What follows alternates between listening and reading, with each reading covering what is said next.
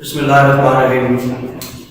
عزیز طلباء السلام علیکم، میں محمد سلیم اور آج ہم ایک خط پڑھیں گے دوست کے نام سیر کا حال بیان کرنے کے لیے، جو کہ ہمارے کتاب شرح سرمایہ میں والد صاحب کے نام خط لکھا گیا ہے۔ تو ہمارے جو اسمارٹ سلیبس ہے اس کے مطابق یہ دوست کے نام ہے، اس میں ہم تھوڑی سی ترمیم کے بعد آپ کے سامنے تو یہ میرے پاس صفحہ نمبر 494 ہے۔ خط لکھنے کا طریقہ سب سے پہلے ہم دیکھیں گے، سب سے پہلے ہم لکھیں گے امتحانی مرکز،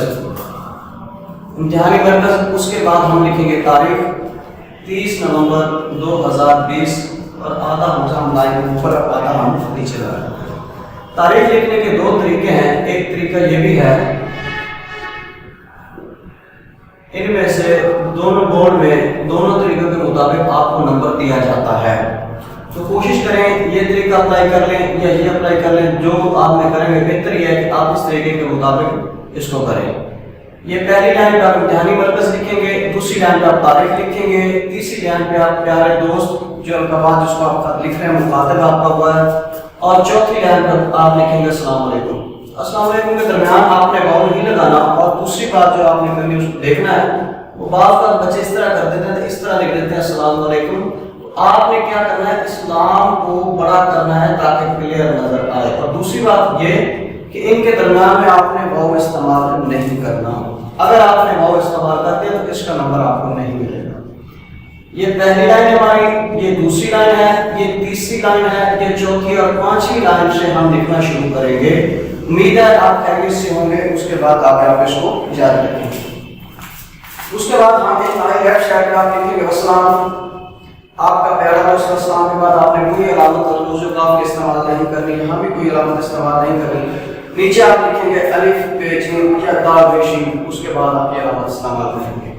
طریقہ کار کے مطابق اور پیٹرن کے مطابق اس کا ایک نمبر ہوتا ہے، اس کا بھی ایک نمبر 2 3 اور 4، یہ دونوں آدھا نمبر السلام اور آپ کا دوست ملا کے یہ دونوں کا ایک نمبر ہوتا ہے، یہ ہمارے 5 نمبر ہیں، یہ اور 5 نمبر اس باڈی کے ہیں۔ اب ہم آتے ہیں خط کی طرف۔ یہ جو میں نے آپ کو بتایا کہ غلطی آپ نے نہیں کرنی، اگر یہاں آپ نے درمیان میں واو استعمال کر دیا آپ کو نمبر نہیں ملے گا، آپ نے یہاں علامت یا ایک علامت استعمال کی آپ کو آدھا نمبر ملے گا۔ تاریخ ان دونوں میں سے جو طریقہ کار آپ کو اچھا لگے بہتر ہے کہ اس طریقے کو آپ فالو کریں، اور یہ 5 نمبر جو میتھمیٹکس نمبر ہیں یہ آپ کو مل جائیں گے۔ اب خط ہے ہمارے پاس دوست کے نام، اسی کو خط کو ذرا جو ہمارے پاس خط نمبر 7 ہے والد صاحب کے نام سیر کا حال بیان کرنے کے لیے، اس کو ذرا ترمیم کے ساتھ یہاں آپ کے سامنے رکھیں گے۔ امید ہے کہ آپ خیریت سے ہوں گے۔ مجھے سیر کے لیے گھر سے آئے ہوئے 1 ہفتہ ہو چکا ہے، خط دیر سے لکھنے پر معذرت خواہ ہوں۔ دراصل یہاں لاہور میں آ کر ہم لوگ گھومنے پھرنے میں بے حد مصروف ہو گئے تھے، ہم نے لاہور کے بہت سے تاریخی مقامات کی سیر کی ہے، بہت کچھ دیکھنے اور سیکھنے کا موقع ملا ہے۔ یہاں پر آپ کی کمی شدت سے محسوس ہوئی کہ میرا عزیز دوست جو کسی وجہ کی بنا پر ہمارے ساتھ اس سیر کا حصہ نہیں ہے۔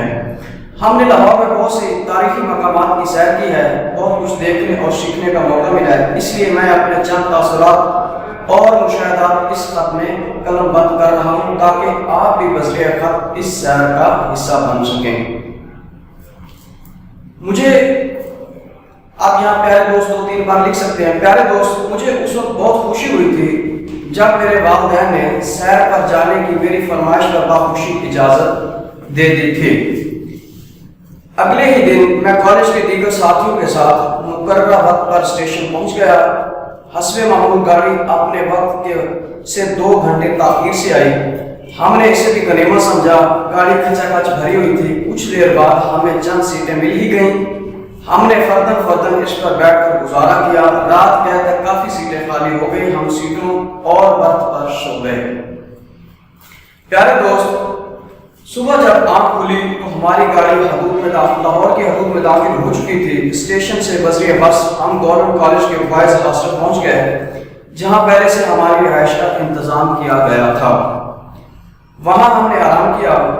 اگلے دن ہم لاہور کے تاریخی مقامات کی سیر کے لیے نکل کھڑے ہوئے۔ سب سے پہلے ہم بادشاہ مسجد دیکھنے کے لیے گئے، وہاں کا روح پرور نظارہ دلوں کو سرور اور دماغ کو طمانینت عطا کر رہا تھا۔ مسجد کی وسعت سے مغل بادشاہوں کے دلوں کی وسعتوں کا اندازہ ہوتا تھا۔ مسجد کی چھت اور دیواروں پر خوبصورت نقش و نگار سے اورنگزیب عالمگیر کے ذوق و شوق کا اندازہ کیا جا سکتا ہے۔ پیارے دوست، قریب ہی علامہ اقبال کا مزار اقدس ہے، وہاں پہنچے، آنکھیں پرنم اور دلوں میں عظمت کا روح کہ اسی مزار مبارک میں عظیم انسان محو خواب ہے، جس نے برصغیر کے مسلمانوں کے دلوں میں آزادی کی عظمت جگا دی اور جس کے مزار پر ہر خاص و عام عقیدت کے پھول نچھاور کرنے کے لیے حاضر ہوتا ہے۔ اس کے بعد ہم شاہی قلعہ دیکھنے کے لیے گئے۔ اس قلعے سے مغلوں کا رعب و دبدبہ اور شان و شوکت چھلکتی ہے اور ذہن مجھے ماضی کے جھروکوں میں لے گیا اور یوں محسوس ہوا کہ زمانے کے ہاتھوں سینکڑوں سلطنتیں مٹ گئیں، لیکن اس قلعہ سے آج بھی مغل بادشاہوں کا ذوق سلیم اور عظمت و شوکت کا اندازہ کیا جا سکتا ہے۔ پیارے دوست، پھر ہم سب مینار پاکستان گئے۔ وہاں پہنچ کر ماضی کے مناظر آنکھوں کے سامنے عیاں ہونے لگے کہ یہ وہی جگہ ہے جہاں مسلمانوں نے متحد ہو کر قرارداد منظور کی تھی۔ ہم سب مینار کی آخری سے پہلی منزل پر گئے۔ آخری منزل پر جانے کا راستہ بند تھا، وہاں سے لاہور کی عمارتوں کا نظارہ قابل دید تھا۔ آخر میں ہم سب سید علی حجویری کے مزار اقدس کی زیارت کے لیے گئے۔ ہم نے وہاں فاتحہ خوانی کی اور یہ تاثر لے کر باہر آئے کہ ایسے اللہ والوں کی جو لوگوں کے دلوں پر حکومت کرتے ہیں، عظمت و سطوت کے حالات زمانہ بھی نہیں دھندلا سکتے۔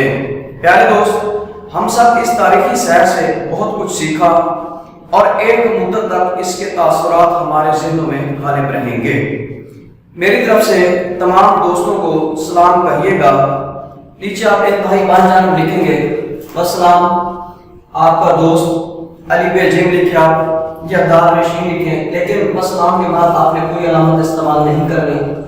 اور دوسری چیز ہے کہ آپ کا دوست یا آپ کا پیارا دوست وہ آپ لکھیں گے، اس کے بعد میں آپ نے کوئی علامت نہیں لگانی۔ البتہ دار رشید اس کے درمیان جو ہے آپ خط میں یہ علامت استعمال کریں گے۔ تو عزیز طلبہ، یہ ہمارا آج کا خط تھا جو ہم نے پڑھا، اور اس کے بعد انشاءاللہ نیکسٹ لیکچر میں پھر حاضر ہوں گے۔ تب تک کے لیے خدا حافظ۔